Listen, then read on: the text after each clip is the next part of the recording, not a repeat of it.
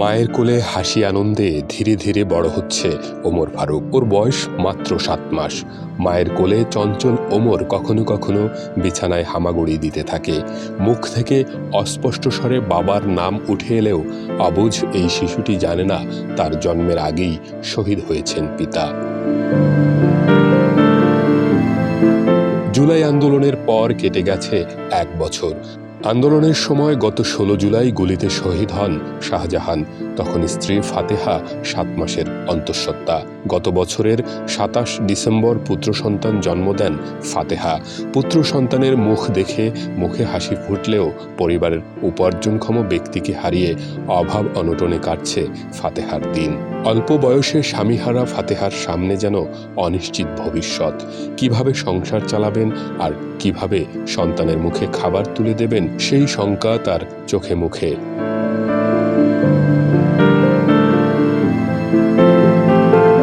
শিশু সন্তানকে নিয়ে চরম অভাব অনটন আর অনিশ্চয়তায় এভাবেই দিন কাটাচ্ছেন ভোলার দৌলত খানের শহীদ শাহজাহানের স্ত্রী ফাতেহা।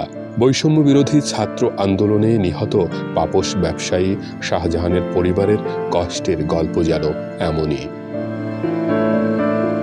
16 জুলাই বিকাল 3টা ঢাকা বিশ্ববিদ্যালয় এলাকায় রাস্তায় দাঁড়িয়ে পাপোশ বিক্রি করছিলেন শাহজাহান।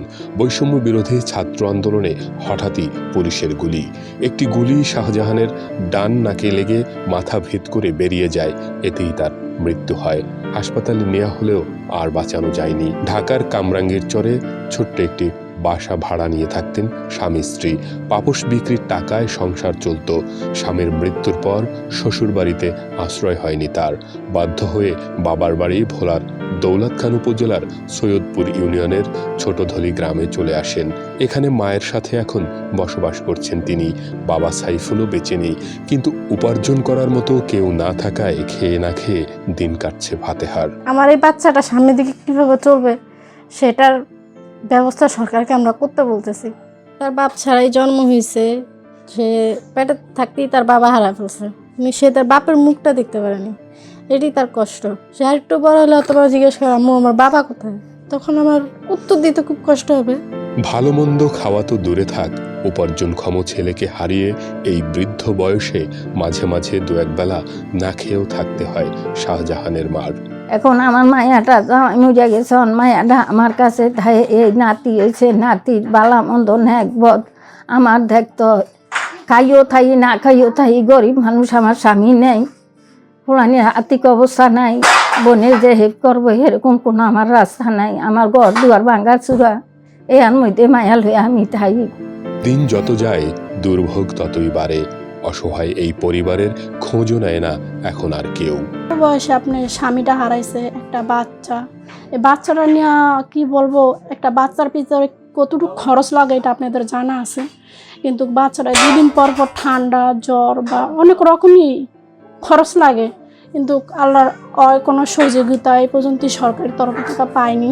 তবে এই পরিবারটির পাশে থাকার আশ্বাস দিয়েছেন জেলা প্রশাসক। শহীদ শাহজাহানের স্ত্রী এবং শহীদ শাহজাহানের মা দুইজনের মধ্যে ওয়ারিশ নিয়ে ঝামেলা থাকায় তারা এ পর্যন্ত কোনো কাগজপত্র দাখিল করে নাই। তবে বর্তমানে তাদের ঝামেলা শেষ হয়েছে এবং তারা সমঝোতা এসেছে এবং তারা কাগজপত্র দাখিল আমার কাছে আইজি বা কাইলি করবে। সেই ক্ষেত্রে আমি 2-1 দিনের মধ্যেই তাদের এই সমস্যার সমাধান করে দিব। বৈষম্য বিরোধী ছাত্র আন্দোলনের সময় একটি বুলেট কেড়ে নিয়েছে ফাতেহার জীবনযাপনের স্বপ্ন, কেড়ে নিয়েছে সন্তানের ভবিষ্যৎ। বাবার স্নেহ বঞ্চিত হয়েই বেড়ে উঠছে শিশুটি। বিয়ের 2 বছরে স্বামীহারা হয়েছেন ফাতেহা। কে জানতো এভাবে মর্মান্তিক মৃত্যু হবে শাহজাহানের।